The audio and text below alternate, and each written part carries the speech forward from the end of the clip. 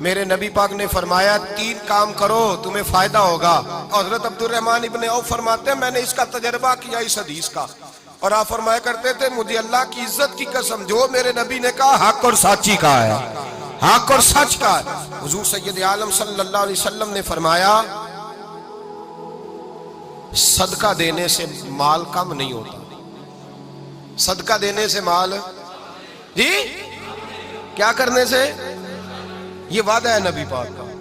صدقہ دینے سے پیسے, اچھا بتائے نا جی مجھے 1000 میں سے 500 دے دیا تو باقی کتنے رہ گئے, تو حضور فرما رہے ہیں کم نہیں ہوتے.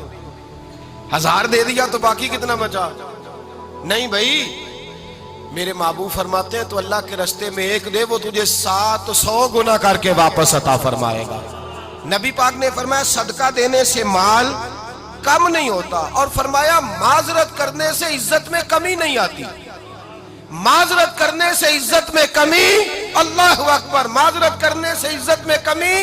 اور حد کر دی میرے حبیب نے, فرمایا تو رب کی رضا کے لیے عاجزی کر, تیرے نبی کا وعدہ ہے اللہ تجھے عزت عطا فرما دے گا.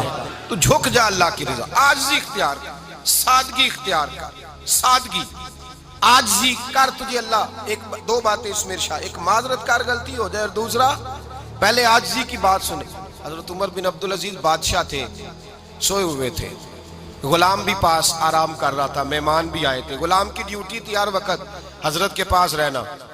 اب سوئے ہوئے دیر ہو گئی, غلام بیچارہ تھوڑا تھوڑا اونگ آتے آتے سو گیا. حضرت چراغ روشن تھا, کچھ لکھ رہے تھے, مہمان بیٹھا تھا, خادم سو گیا. اب چراغ نہ آہستہ آہستہ گل ہو گیا, بجھ گیا.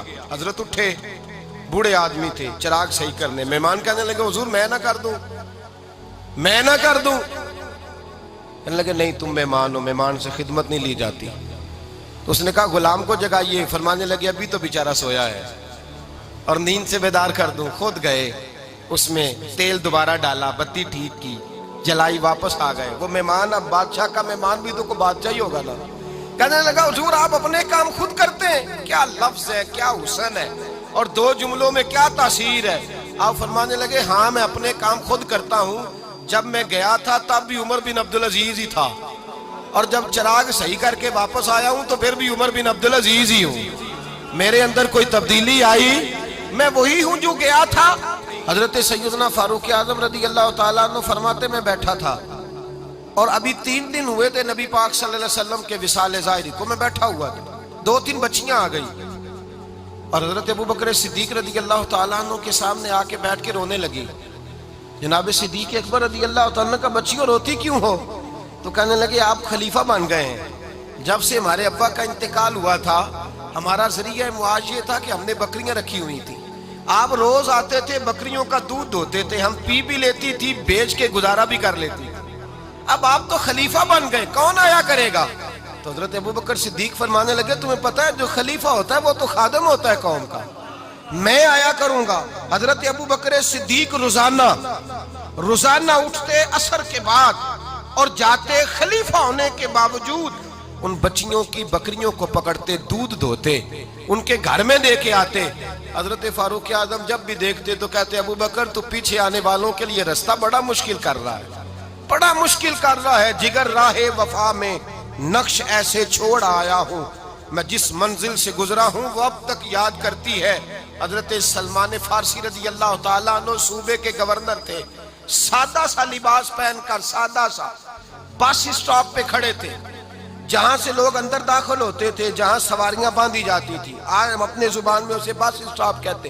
باہر کھڑے تھے, کوئی مہمان آ گیا کسی کا, اس نے دیکھا سادے سے کپڑے ہیں, خستہ سی حالی ہے, اس نے سمجھا کوئی کلی ہے شاید, معاذ اللہ کوئی ملازم ہے.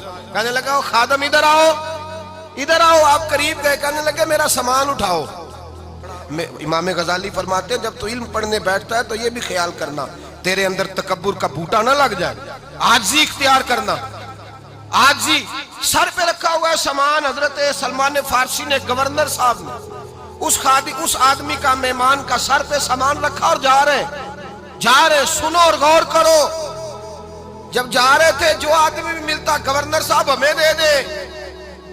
مہمان پریشان ہو گئے, کہنے لگے حضور آپ گورنر ہیں؟ فرمانے لگے نہیں, یہ تو میرا دنیا داری کا نام ہے جو ان لوگوں نے رکھا ہوا ہے، اصل میرا نام وہی ہے جو تو نے لے کے پکارا ہے، اصل نام وہی ہے۔ تو نے کہا غلام ادھر آ، آپ فرمانے لگے پہلے میں ایک یہودی کا غلام تھا، پھر رب تعالیٰ نے فضل کیا تو میں محمد عربی کا غلام ہو گیا، رسول اللہ کا غلام ہوں، اور جب میں نبی پاک کا غلام ہوا ہوں تو اس سارے صوبے کا امام ہو گیا ہوں، تو اصل تو میں غلام ہی ہوا نا۔ دوسرا میرے نبی پاک صلی اللہ علیہ وسلم نے ایک تو عاجزی سے عزت ملتی ہے، تکبر سے عزت، وہ جو بندہ جھجکتا ہے نا تیرے نیڑے جانے سے، تو کہتا ہے میری بڑی عزت کرتا ہے، وہ عزت نہیں کرتا۔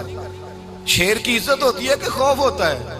بولے نا، تو نہیں نہ ڈر لگتا ہوتی کو۔ شیر کا کیا ہوتا ہے؟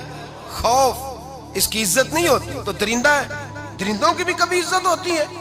تو جو آدمی ڈنڈے کے زور پر لٹکا کے ڈنڈا اور وہ لوگوں سے عزت کرا رہا، تو بھائی یہ تیری عزت نہیں، یہ تیرا خوف ہے۔